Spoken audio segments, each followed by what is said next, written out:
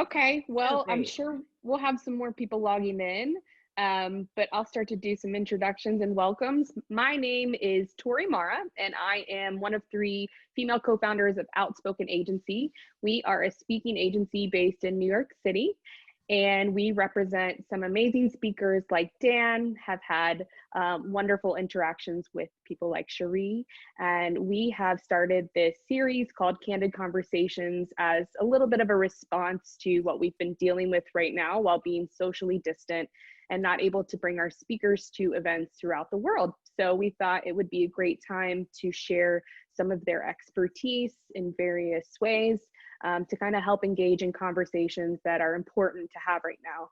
And I want to especially acknowledge what is happening right now throughout the country and throughout the world. Obviously, some tough conversations that are being had, and we are going to engage in that in some ways today, obviously, with what we're calling this conversation. So I'd love to just share a little bit more about Dan and Cherie. As the founder of EVRYMAN, Dan is at the tip of the spear of a global movement to create emotionally healthy men. Along with his three co-founders, Dan launched EVRYMAN in early 2017. I love, Dan, that you guys started around the time of the Women's March. Very cool that you guys went out and engaged in that. EVRYMAN is creating an entire ecosystem for men to engage with themselves and others in healthy ways. EVRYMAN has been featured all over the news in Elle, Men's Health, in the New York Times, and they did a really cool segment on the Today Show. And then with Cherie, as the founder of the Luminaries, she gives leaders and organizations the tools to become their highest selves, go after everything they've ever wanted, and work together like never before. Cherie is the resident well-being coach at YouTube, leadership coach for women at Google for over 10 years, advising corporate leaders for 25, and she is a women in management facilitator at Stanford Graduate School of Business. So today we're going to dive into some of the program that Dan and Cherie built together called The Reunion. I'd love for you two to share more about your work, both separately and together, as we get into this conversation on allyship. Beautiful. Cherie, why don't you share first? Oh man, thanks, Tori. I'm so grateful to be here with everybody and to be having, I think, my favorite conversation. It's very needed right now. And background on my work is I have really spent my whole life trying to figure out what in the world we're doing here in this life and how to enjoy it. And I jumped out of the beginning of my career in corporate, working with the founders of high-tech companies right around the beginning of the internet, working with them to help them build corporate culture and great places to work and brands from the inside out. And that then led to, you know what? The real conversation I want to have is not just about what companies are trying to do, but what these individuals in those companies are trying to do. So I help the leaders in the corporate world and entrepreneurs, you know, paving their own way, answer the big questions in life. Who am I and what am I here to do? And I think when we get aligned with those big questions, then we become what I call luminaries. We become the lights that light the way for others. We become the leaders that I think this world really needs. So when I started, it felt like the audience for me that really needed to step into their power and find out, you know, who am I and what am I here to give, were women. And so I spent the majority of my time working with women to really help them step into their leadership. And then this, you know, beautiful turn of the tide happened where I met Dan, and I think the world is changing so fast and that men are craving all the things that I've been working on with women. And when I met Dan, I thought, oh my God, all the women's work just got easier, because what Dan's doing with men really creates the allyship for women that we've been waiting for. So we said, oh my God, we've got to do our work together. And I'll leave it to Dan to really talk about his work and then how we created the reunion out of that. Yeah, thanks, Cherie. Thanks, Tori, too. I started my path, my professional, and I guess you could say the path of my mission when I was about 23, and I stepped into one of the more bizarre scenes of my life, which is in the western deserts of Utah. I had on my back a backpack that was made out of elk hide and sticks that I made myself. And I wandered out into the wilderness with a group of young men who were sent away from their homes because of a myriad of different issues, either violence or addiction or different things. And I found a non-traditional path to become a simple professional big brother. And I spent about 5 years out in the wilderness with groups solely with young men. And that was not chosen. That's just what happened. And in that therapeutic setting, my role was just to facilitate healthful conversations, how to feel emotions, how to communicate well, and to talk about the questions that Cherie brought up. Who am I? Why am I here? What's meaningful to me? And it just kickstarted this lifelong passion and obsession for helping man become more human. I think when it comes down to it, for many, many reasons. I'm working on an article right now, but the question is, so, why don't men feel their emotions? Why are men so rigid in this sense of feeling? And there's so many reasons for it. But my path has been to work directly with boys and men for coming on, I guess, a couple decades pretty soon here, which is kind of remarkable, surprising for me to say to myself. But what I care about, and so as the founder of EVRYMAN 3.5 years ago, myself and 3 very brave co-founders and I started a very large scale attempt to normalize emotional health and emotional expression for men. And it's been a wild ride, and it's going pretty well. I think what I want to kind of insert there before we move any further is that I want to make it clear that the intention to support men has a even larger or even much larger intention behind it. I'm speaking for myself, not necessarily the organization here, although there's alignment. Is that I feel like men waking up to their feeling senses is some of the lowest hanging fruit on the planet for true global change. Racism, misogyny, deaths of despair, much of the harm, much of the deeply unsettling things that happen on our planet. I do believe that men who are harnessed and feeling their heart, feeling their emotions, and have access to truly connect with other people, it clicks on empathy, it clicks on care, and it's a fast process. Men can find this part of themselves. It's an innately human part that men just don't have access to a lot of the time. So I wanted to sort of bring that to the forefront before we got going.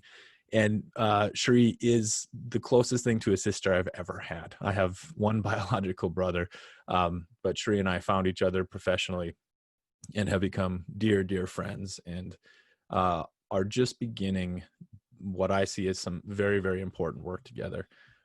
Because the underlying skills that we practice at EVRYMAN they're not just for men. It's a deeply human thing. So I get to bring my experience, and Cherie brings hers, in an effort to stand shoulder to shoulder together, like in our reunions, and we'll talk more about it. But I believe in what we've been doing together is that we can find each other as humans.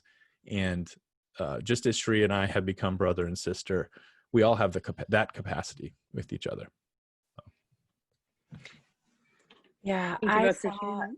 Oh, Tori, I'll just quick underscore. I Yeah. think that when I saw what Dan was doing, I saw my other half, and we really realized that was sort of the source of true allyship.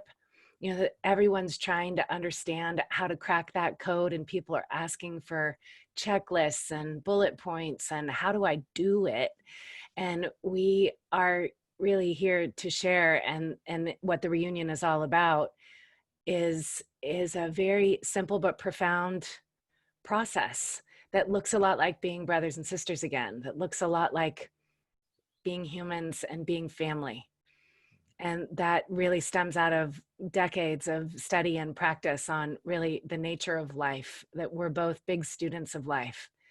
And so we just really want to simplify it for everybody, because honestly, there's an urgency and a longing right now that I think we all feel. We're craving coming together again. I think we're all, especially since COVID and what we're seeing unravel in our world, and the disconnect and the divide is painful, I think, for Dan and I for all of us to see, especially when we know that, there's a way back. Yeah. Yeah. So, a lot of your work with the reunion, it focuses on identifying gender specific tensions and working through those issues in the workplace. What might some of that practice of identifying and creating shareable skills to be better teammates look like? Do you want to take crack, Cherie, or should I go? Yeah, you go first. Okay. Yeah, I feel like in the workplace, what I want to draw attention to is just how much we're not saying, how much we swallow, how much we take home.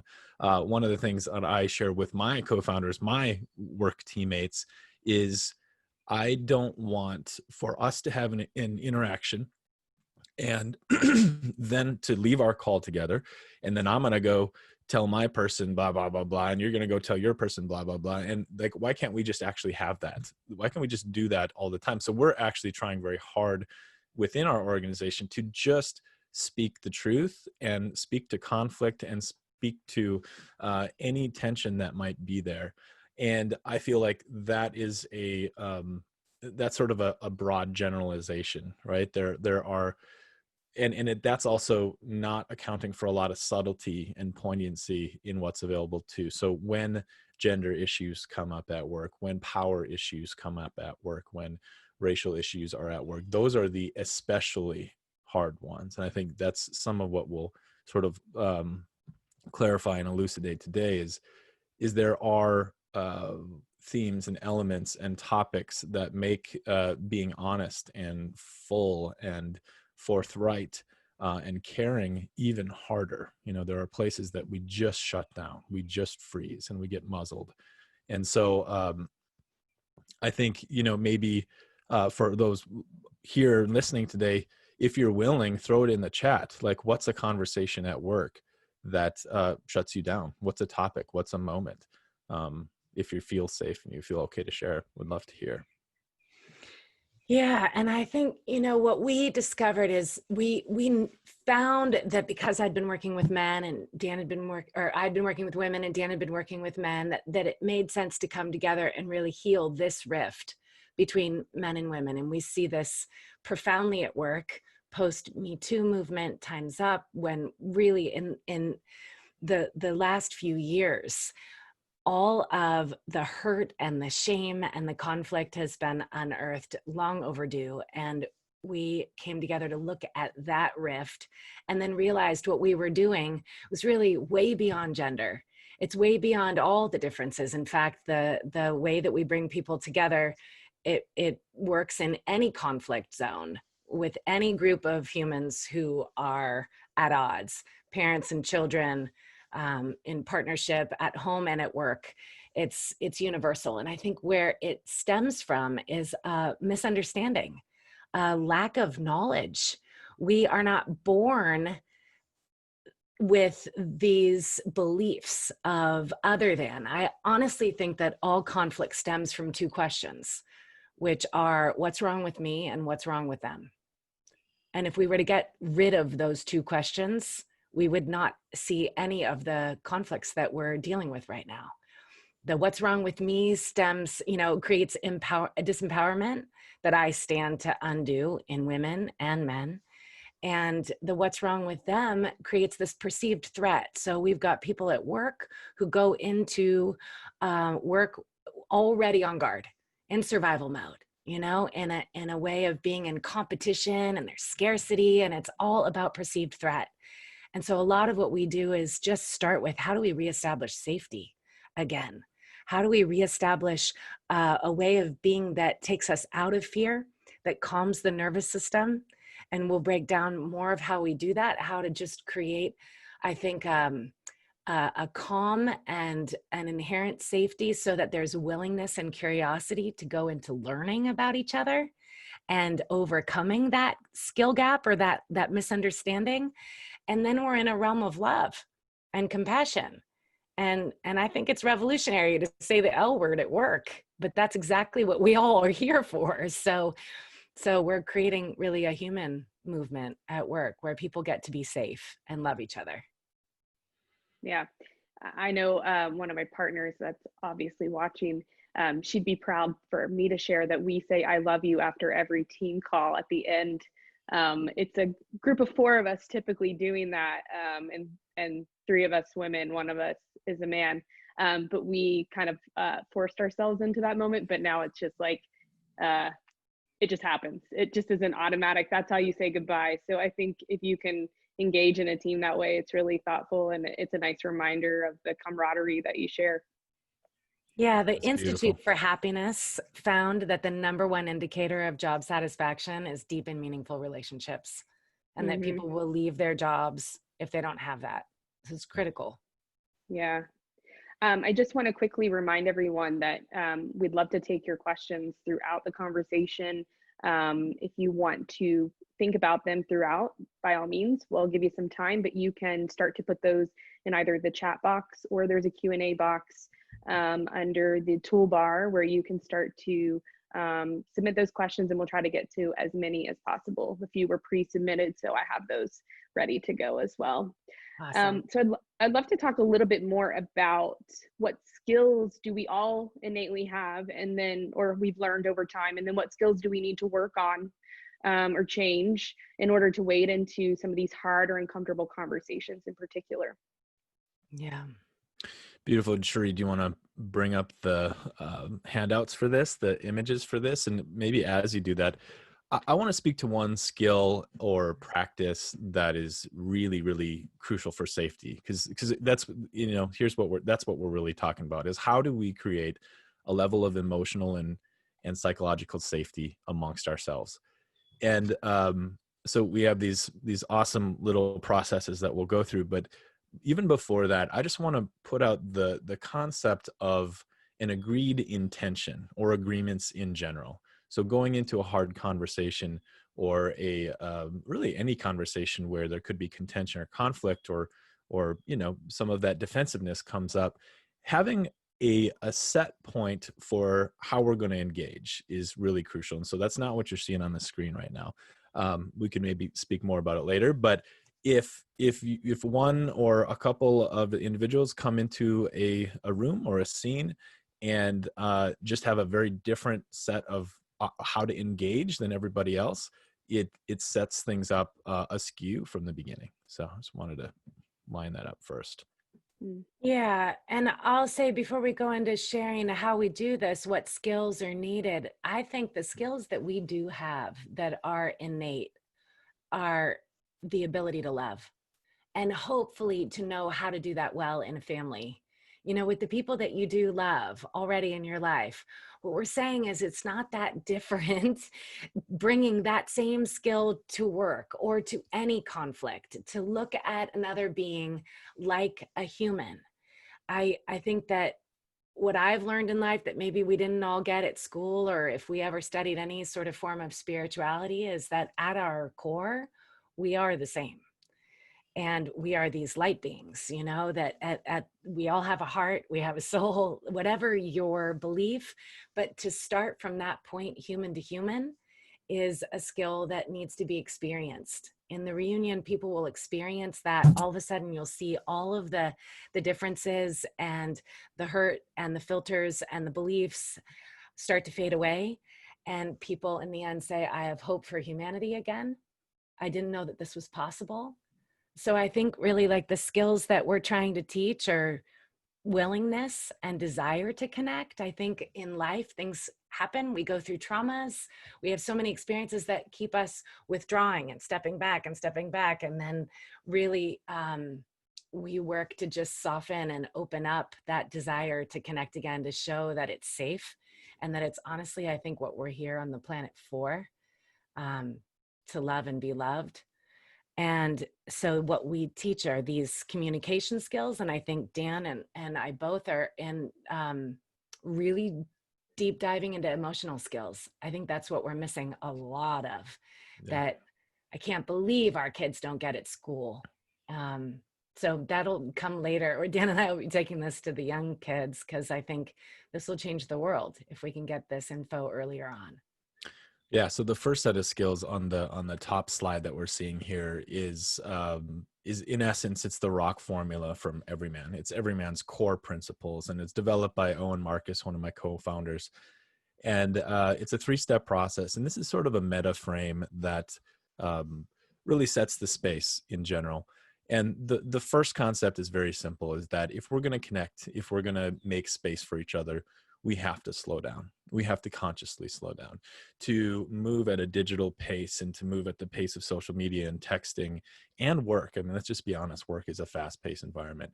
In order to make the safety that we need to let our full truth come out, we have to slow down first. And so even just saying it is often enough. It's like, okay, hey, let's just check ourselves a little bit and slow down. The second part of that process is to become, once you're slowed down, you have more ability and access to feel what's true for you. And so at Everyman, we use our physiological or somatic experience. So just noticing what our body's like. Are our shoulders up at our ears?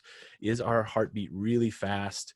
Are we clenching our jaw? So these are markers. These are ways that we can check in and know how we're doing, and our emotions. So at Everyman, we have 5 basic emotions that we used: anger, shame, fear, sadness, joy. Now, there is a kaleidoscope of emotions that exist, but bringing those down to those 5 basic ones is a helpful tool.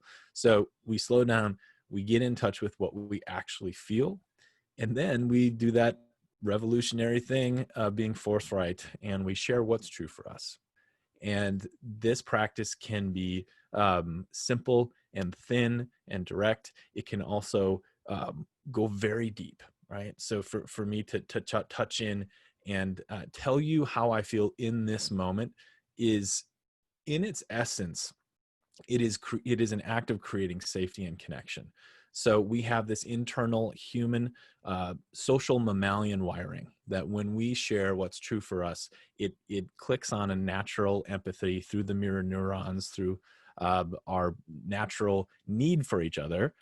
And we just open to each other. So what we often share at Everyman and through the reunion here is, in order to create safety for others, one of the best techniques is just to go first and vulnerably share where you are, share yourself with other people.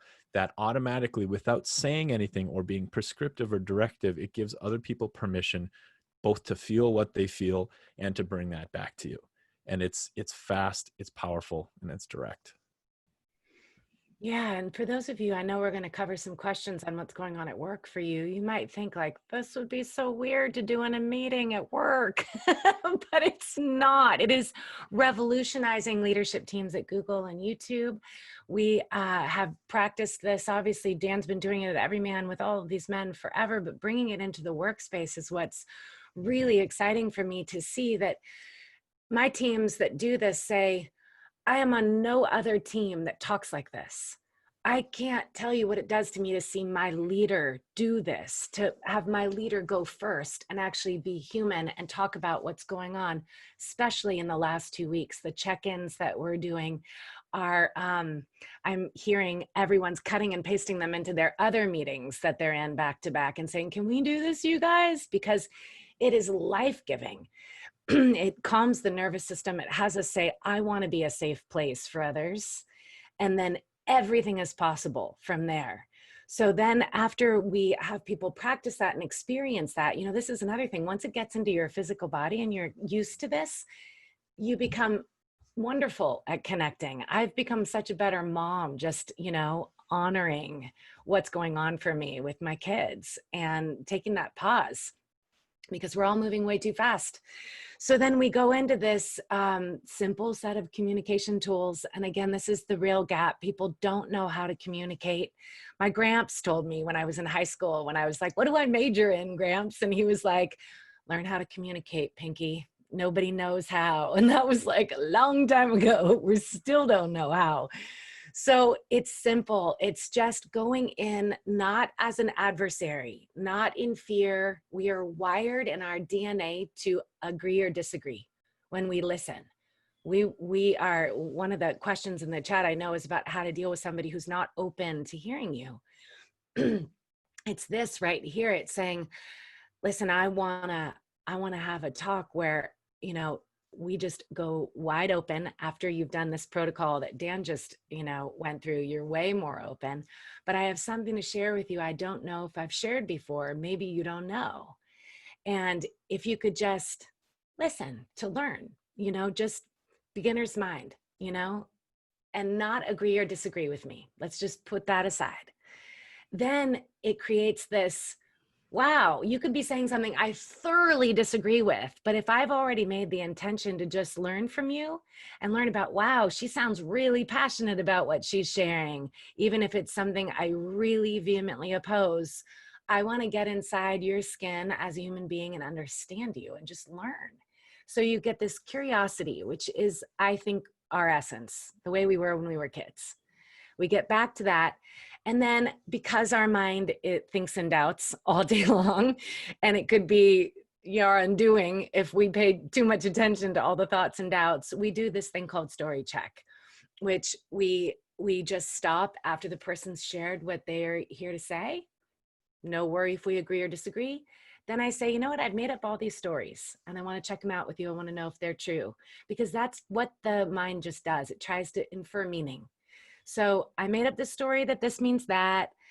I feel that maybe you are this, and we're probably sorting the what's wrong with me and what's wrong with them questions. And we just give them a chance to clarify instead of what you know, and we've probably all experienced a lot, is defensiveness. You know, that's not true. And all the barriers that come up, we wind right around them really gently with just saying, I made up these stories and I want to see if they're real. And then the person has a chance to say their truth and clarify. And then there is nothing to do on the listener's part. We're also wired to fix, and we don't like problems. So we'll come in and we'll be like, what can I do to make it right or fix you or fix the problem? And that creates all kinds of adversity too. So it's just, what do you need? Human to human. How can I assume what you need? And this opens up, again, deep wells of connection that are long lasting. So that's the practice.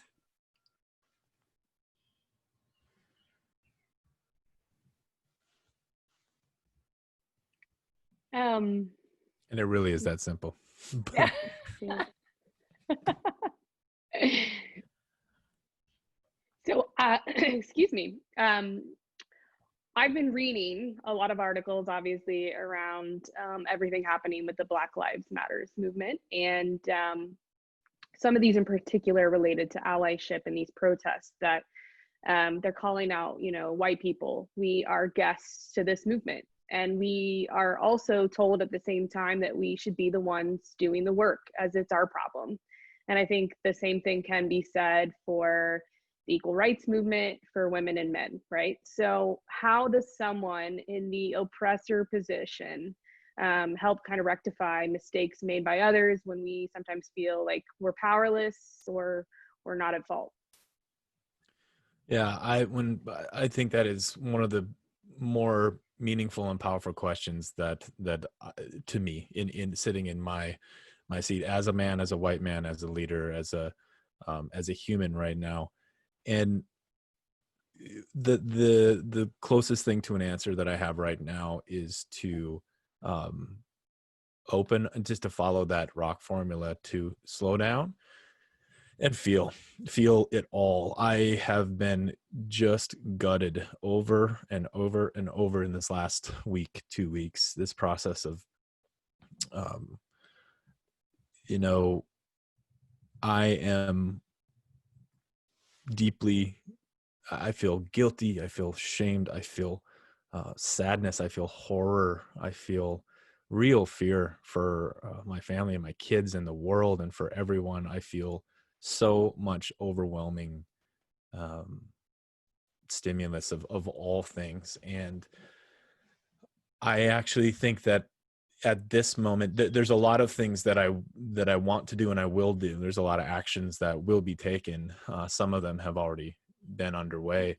But really just the first step for me is to listen, but not just to listen and then make up my mind and not, again, jump to action too fast. I feel like, as a white man, the biggest and most important thing I can do is actually feel and process as much of this as possible. And because I feel without doing that, if I step up into a conversation or I step up to take action, it still may be right. It still might be beneficial. It might be good. But what I'm feeling, and I'm just speaking for myself here right now, but what I'm feeling as and I have wholeheartedly I've dove into educating myself and learning and having as many hard conversations as I can. And, it's wild for me. I mean, I have literally made and intended to make a living and a profession out of having hard conversations, but to have an entire wave of, I feel the level of ignorance in which I've been walking around, even though I've been intending to do good, I've been intending to help and to serve and to be an ally and support. It is just deeply humbling. I'm overwhelmingly deeply humbled and gutted. And so in the role of the oppressor in a lot of this, my sense is there's just so much fundamental personal and systemic work to happen. And that work, to me, it does have everything to do with being willing to feel the disgust. Something my friend said this morning, that to be willing to be radically disoriented, just to be willing to, and I think the feeling state, and this is really crucial to the work that we do, is that it's not just about talking. It's not just about saying your emotion. It's actually feeling it. It's actually just creating the space for it to completely metabolize through yourself. And I'm scared saying, it's scary to talk about this. I'm scared that it's not enough. I'm scared that it's not fast enough. I'm scared for many reasons. And I think what if we really want the big change, it's got to happen. We have to really feel the pain, all of the pain, as much of the pain as we can, and then move from that place. That's the best answer that I have right now. Yeah, it's why we start with safety, because I call these luminaries, I think we all are, the ones who aren't afraid to go into the dark, who are safe enough somehow within themselves, or because of allyship, because of these circles we're creating with other beings who are in the arena, as Brene Brown says, willing to get dusty and get their asses handed to them, we have to have a root of safety somewhere, enough to do that. And I think this work brings people together to know that they're not alone, to have those hard conversations and to be willing to love. I really feel like the feelings Dan's talking about, really feeling them, reduces us to our humanity again. And then we can say, all right, with great power comes great responsibility. And white men, this is their moment to be servant leaders, to use that power and responsibility to serve. And I wholeheartedly agree. It starts with educating ourselves. I think we're all sleeves rolled up, filling in that massive skill gap together, educating ourselves, and then diving deep into loving and being, thank God for Brene Brown, willing to be vulnerable and messy about it. Radically disoriented was the greatest thing I've ever heard, because that's just where we are. And that's where the leadership will happen. I think also what I've been working on with my peeps is, these luminaries, these people who want to change the world, which is all of us. I think we want to be better givers. We just want to do better. And we're so afraid of messing up, and we're so afraid of not knowing what to do. I think with all the longing and all the great intentions in the world, we're like, paralyzed at work. Men are paralyzed to be with women and be mentors and leaders and do it right. And I think I always say, the more you want to give, the more you need. And so we have to really come to terms with what do I need in order to give more, to like come back to some of the basic human needs, to fill up, to shore up, to be in this for the long haul. Yeah. One of the audience questions I think we can kind of fill out more of this particular topic is from Ajay, and he asks, how does one encourage someone to be courageous and vulnerable if they seem unwilling? And I'd like if you could talk about that, particularly generationally. I think a lot of us are spending more time with our parents, and a lot of these issues and conversations that we're having in the home or with friends and family stem around generational issues. And so they might be the ones that are unwilling, and how do we encourage that openness? Yeah. I'm going to take that. I can jump think in you were going to go for it. Go for it. Yeah. I have a pretty strong feeling about the unwilling. I think it's part of Dan's and my process is that there's got to be willingness. It's almost the core of studentship, the being willing to learn, the willingness to show up and stick with it, which is kind of our magic, is like, we don't give up, we stay with it. And I've had this question come up before with some of the people that I'm working with, and I told them, your greatest chance at getting somebody else to open up is to be the one who goes first. Yeah. To really get vulnerable, like be the most vulnerable in the room. And Dan's forever making me even better at this. He's always calling me out to like drop my shoulders even more, which is why he's so my brother, because it's really hard to do it by yourself. And Dan provides me safety like nobody I've ever had in my entire life. So I can go there because of him. And I think that's one of the needs. Like, the more you want to give, the more you need. I need him. And we have regular check-ins, and he's like, helping me keep that a constant openness. So that's a skill that we're working on giving other people. But the go first and then be a model. Like, my parents, they're not going to change at this point. And is it my duty to try to strong arm them? I think this is like revolution dynamics. We are not about dismantling the old in so much as we're trying to build something new that just becomes irresistible. Or at least that's my approach. We need also the destructors and the people who are out there wielding the swords and, crushing the ignorance and the patriarchy and things that no longer serve. But for me, it's how can I be a model of a new world, so much so that they're like, hey, what are you having? I want some of that. I want to just add to it too, the power of persistence and sticking with it. So in my own family, I started EVRYMAN and been doing this work for a long time, and invited my dad, I don't know, a dozen times to go to an experience with me. And a couple years in, I think what got him is he listened to the podcast and he sort of got inoculated a little bit at a time. And he called me one day and he says, Dan, I think I'm going to come to a retreat. And inside I was like, and I'm like, yeah, all right. He's like, yeah, I think I need to go for you. Like, I see what you're doing and I want to go there to support you. And I'm just smiling on the inside. And he came. And in that process, we had this moment where we went eye to eye in front of inside the circle of 60 men. And I literally dropped to my knees, and I don't know I've ever wept the way I wept there. And we saw each other. And in that, in that moment, the outpouring of love we had for each other was so, so huge. And I share this. We have a completely different relationship right now. We have a different family because of this. And I share that story somewhat, hopefully, as a beacon of hope, that I think that, and it's not a very practical answer, right? So like, invite your dad for years and years to go do this thing. It's not practical.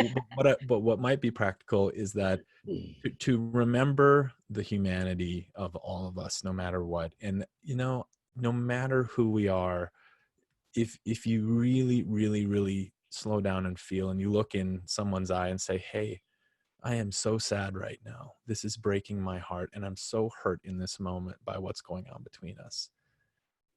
You know, if you can get there and you can share that simple truth with someone, and it doesn't move the needle, then you know, okay. But the more, I guess, what's the word I'm looking for? Saturated with truth and feeling in a moment. And if you can connect with somebody and share what you really feel, that tends to, I mean, we're all human, right? We get touched, like, you know, find a way to really touch and meet. I guess one other phrase that's really helpful is meet people where they're at. You know, we don't take the time to meet people where they're at. And that's, I think, going to be a hugely important step in all of this new building that we have to do in front of us, is as we engage with people that are fascist or racist, like, you know, we have our beliefs and our value sets, and it's people who are not in line with it. It's so hard to have any engagement with them. And if we can meet them where they are, and you know, align some of these steps of safety, movement is possible. It really is. It really truly is.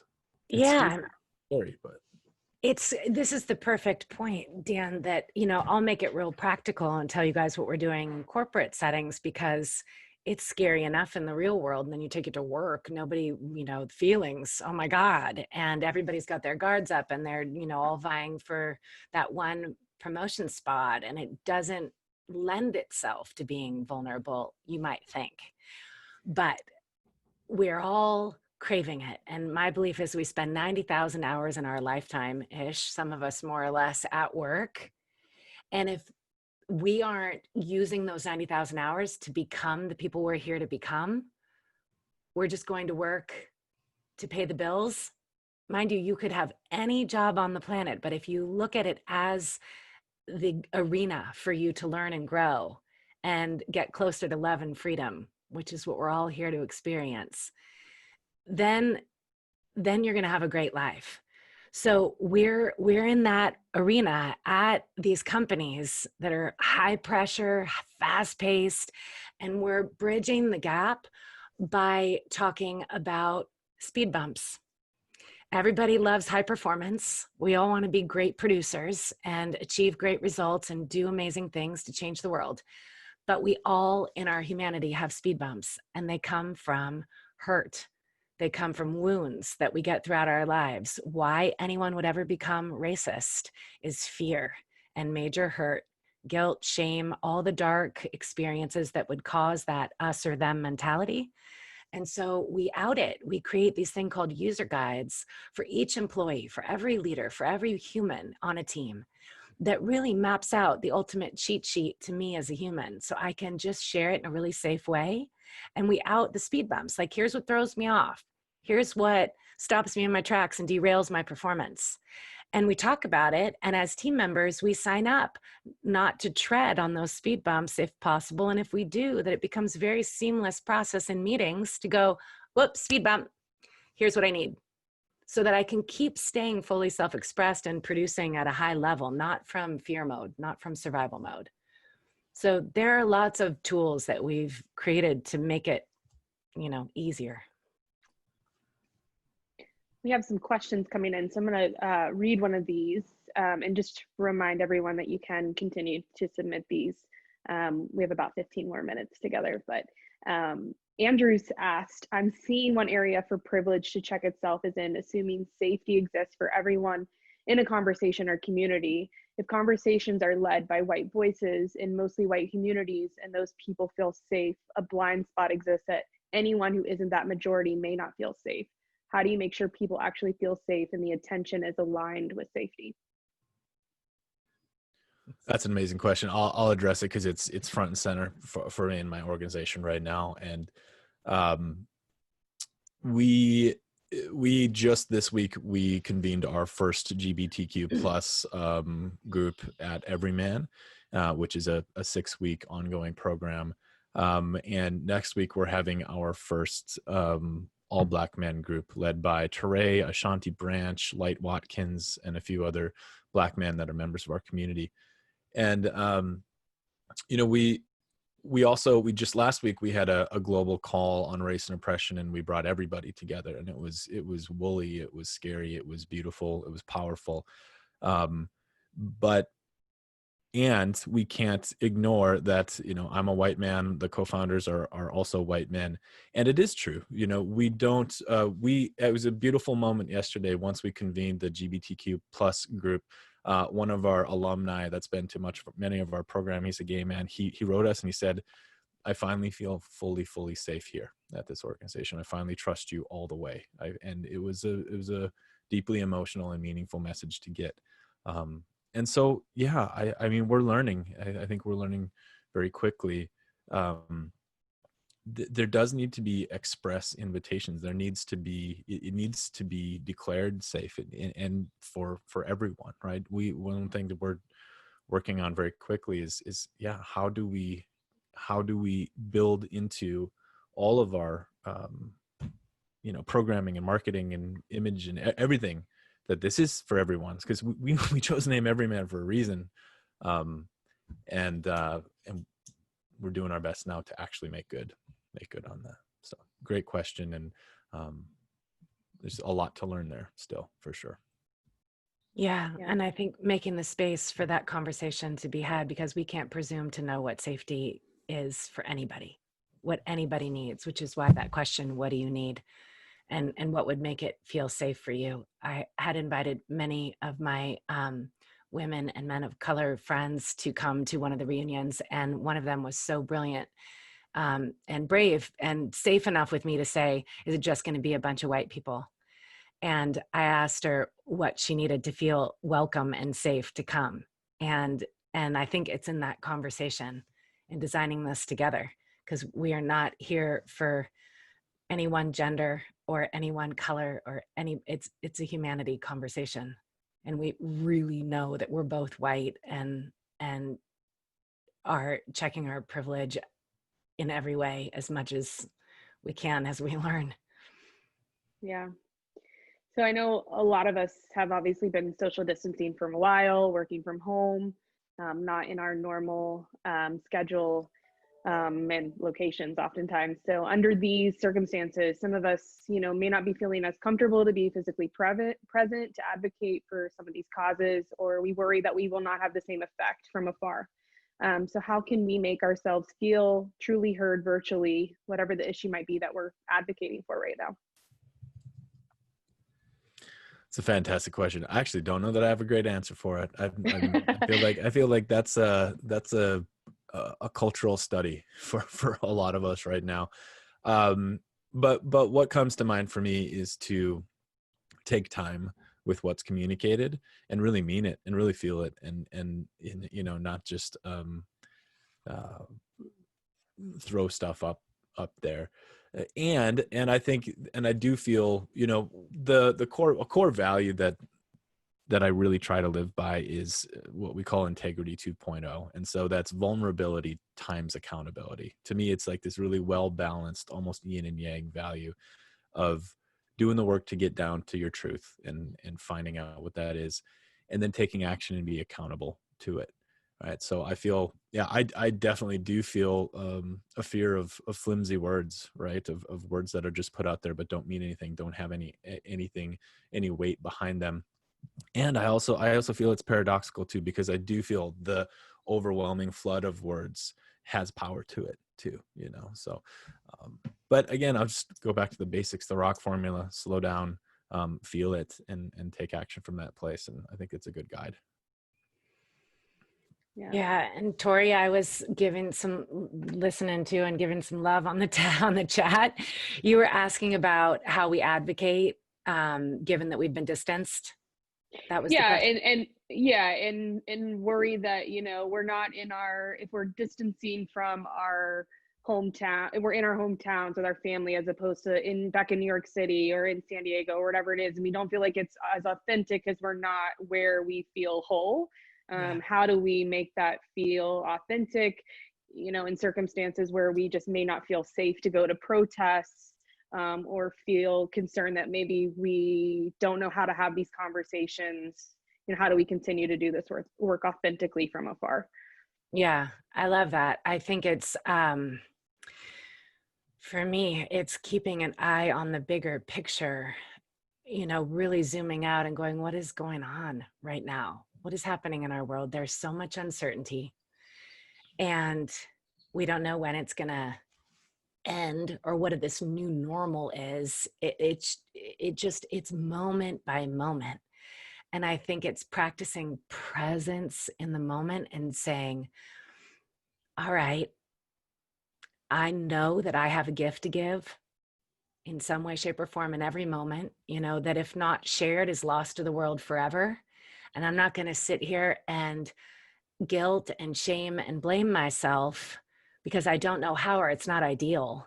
I'm going to think about, this is the day that I have, and what would be the next simplest offering that would serve. It's just coming from a spirit of generosity that maybe we're in history right now. It looks like it, that we're at a moment in human history that we're going to be talking about for the rest of our days. We'll be telling our grandchildren, our kids will be talking about. So what will you want to say you did? And the no pressure. Some people cannot handle being on the street. They're not the ones here to distract and dismantle. They're here to use their voice through signing petitions and reading and calling and circling and doing it in ways that feel safe and good to them. There is no wrong act if you are here to serve. I think it's just find what you are able to give and just do it. One of the most impactful, I guess, Instagram posts that I read on this topic, the specific part of this topic, was just reflecting and remembering how tender the human heart is. Everyone involved in this, and on every part has our own identity, our own human identity is very precious and very tender. And a lot of what we do subconsciously is in defense and to protect who we are, who we know, who we know who ourselves are. Who we know ourselves to be is what I was trying to say there. And yeah, so that tenderness is not the normal way we walk around life, right? I mean, again, sorry, I'm a bit of a broken record, but slowing down is really crucial to be able to recognize that part of ourselves. And that is really running a lot of the show. These subconscious parts of ourselves really, truly dictate a lot of our actions, but we're often just cycling far too fast to be aware of that. Yeah. It makes me wonder what things would have been like if the protest had happened right before the pandemic unfolded. We were forced to slow down for a while, and now this has unfolded. What would it have been in reverse? But I think it's great that we have been slowing down for a while, obviously. So we've been sitting in thoughts in maybe different ways, but that kind of created whatever storm that we're brewing in right now. And that continues to show. Yeah. We have another audience question from Ajay. Do either of you have any tools or questions we can ask to help people verbalize their fears so that when we try to meet people where they're at and help them feel heard when they don't know how to express what is holding them where they are at?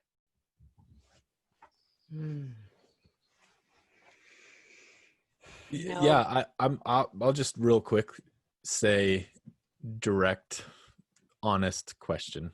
Just I think like so many times I'm working with a client or I'm working with a group, and there's this big, gnarly, scary thing, and it might. So yeah, I want to know what you're afraid of. That could be it. And instead of circling around it and trying to analyze, is it just go get the data, just ask, like, what are you most scared of? And lead by example. I guess those two things. Say, hey, I'm really scared to even ask this right now. But I feel like I want to learn from you, and I don't want to understand where you are.